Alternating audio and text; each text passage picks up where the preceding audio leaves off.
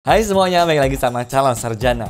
Kita semua pernah hapus foto dong ya. Entah karena salah ambil gambar, kenangan yang ingin dilupakan, atau sekedar mungkin untuk ngosongin memori doang tuh teman-teman.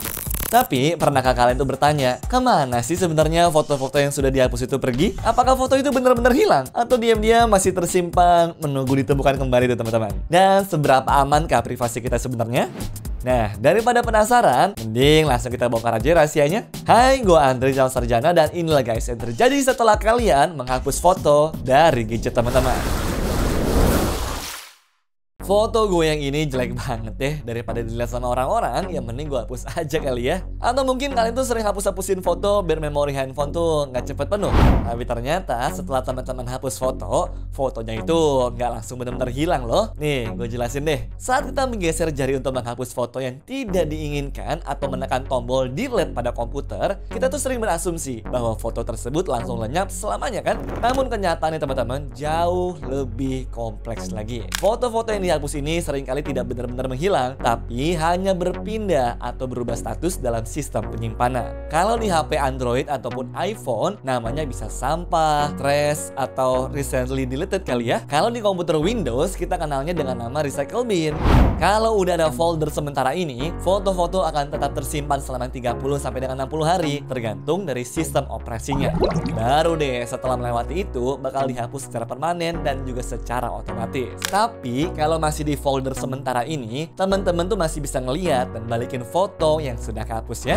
Ya biasanya sih cuma tinggal pilih restore aja dan juga fotonya akan balik lagi ke galeri utama. Namun kalau kalian tuh hapus dari folder sementara tadi, maka semuanya akan menghilang. Cuma pertanyaannya sekarang, apakah fotonya ini langsung benar-benar hilang? Mengejutkannya belum tentu ya teman-teman. Nah sebenarnya foto yang kalian kira sudah hilang itu masih tersembunyi di memori internal handphone atau komputer. Cuma bentuknya sudah jadi kode biner, bukan lagi foto biasa ya, sehingga nggak bisa dilihat secara langsung.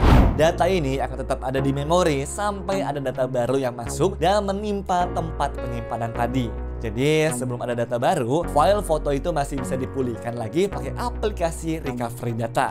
Bahkan ahli forensik juga bisa menghidupkan file yang sudah dihapus tadi teman-teman, walaupun caranya agak rumit ya. Tapi kalau memorinya sudah terisi data baru, file foto lama tadi akan ketiban sama data baru sedikit demi sedikit. Kalau sudah begini, foto yang dipulihkan itu biasanya nggak bisa kembali secara sempurna atau istilahnya jadi korup. Mungkin kalau contohnya foto, kita bisa ngelihat dari kasusnya Melanie Wilhite kali ya.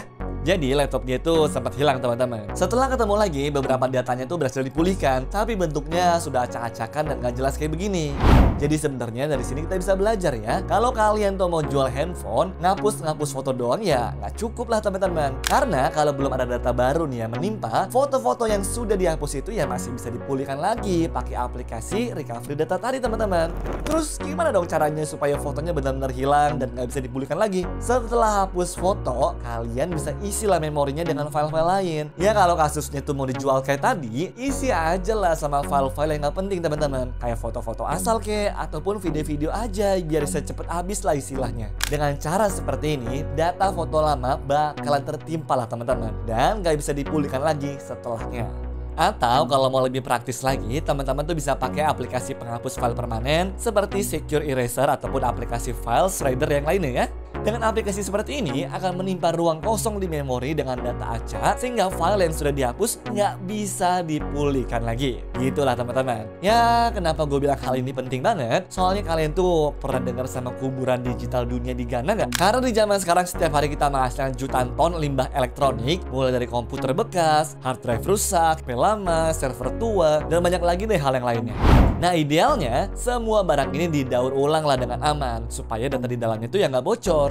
Cuma yang jadi masalah di sini daur ulang elektronik itu mahal banget teman-teman. Makanya banyak perusahaan nyari jalan pintas lah dengan cara ngirim limbah elektronik ke negara-negara berkembang yang salah satunya ya ke Ghana.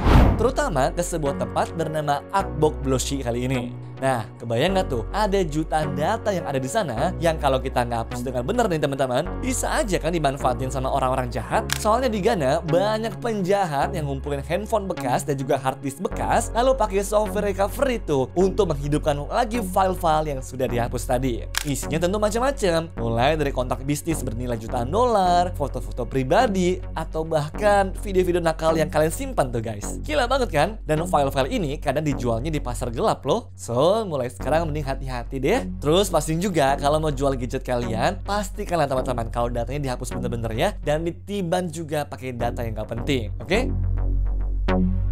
Anyways, cukup sampai di sini ya guys video hari ini. Sampai jumpa di video selanjutnya. Dah.